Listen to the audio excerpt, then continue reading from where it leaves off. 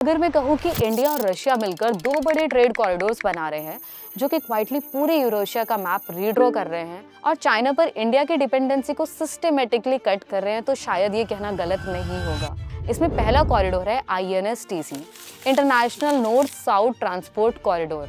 अब यहाँ से गुड्स मुंबई से निकलकर चाबहार पोर्ट से ईरान के थ्रू कैस्पियन सी क्रॉस करके सीधा रशिया और फिर रशिया से यूरोप तक पहुंचते हैं। ये पूरा रूट जो एग्जिस्टिंग स्वेज कैनाल है उससे 40% फास्टर और 30% चीपर प्रूव हुआ है ड्यूरिंग इट्स पायलट प्रोजेक्ट। और इस सिस्टम का सबसे क्रिटिकल हिस्सा पता है क्या है? ईरान के राष्ट्र अस्त्र रेलवे, जो कि एक 160 किलोमीटर का स्ट्रेच है। रशिया और ईरान ने इसका कंस्ट्रक्शन डील फाइनलाइज कर लिया क्योंकि ये लिंक ऑपरेशनल होते ही INSTC ग्लोबल ट्रेड में स्वेज कैनाल का डायरेक्ट कॉम्पिटिटर बन जाएगा, जिसका अभी कोई भी कंपटीशन नहीं है। अब इसी बीच इंडिया ने अपने चाबहार पोर्ट ऑपरेट करने के लिए पहले ही 10 ईयर लॉन्ग टर्म का एग्रीमेंट साइन कर लिया। इसका मतलब है कि वेस्टवर्ड डायरेक्शन में एक secure predictable Indian control gateway तैयार हो रहा है। अब दूसरी डायरेक्शन है ईस्ट। यहाँ एंटर होता है Chennai Vladivostok eastern maritime corridor, India से रशिया के फार ईस्ट तक एक डायरेक्ट सी रूट, जो शिपिंग टाइम को सुनने में आया है कि लगभग 2 हफ्ते तक कम कर देगा। इंडियन शिपिंग मिनिस्ट्री ने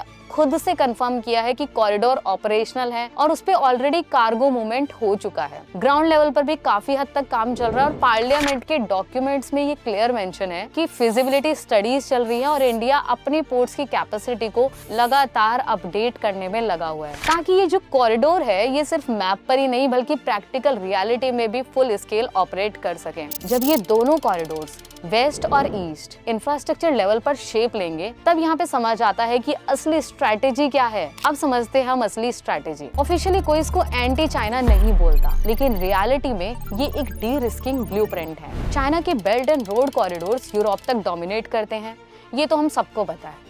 INSTC इंडिया को वेस्टर्न बाईपास देता है, वो भी चाइना के रूट्स को कम्प्लीटली अवॉइड करते हुए। और सबसे मेन बात यह है कि पैसिफिक रीजन में जहां चाइना डोमिनेट करता है, चेन्नई व्लादिवोस्तोक कॉरिडोर इंडिया को एक सीधा रास्ता देगा रशिया के फार ईस्ट के रिसोर्सेज तक, आर्टिक के फ्यूचर ट्रेड रूट्स तक और एशिया पैसिफिक मार्केट में चाइना को बाईपास करने का मौका। 2 कॉरिडोर्स, 2 डायरेक्शंस और एक क्लियर जियोपॉलिटिकल सिग्नल। इंडिया अपने ऑप्शंस ढूंढ रहा है, रशिया नए मार्केट्स ढूंढ रहा है और चाइना अपनी मोनोपोली को धीरे धीरे लूज कर रहा है।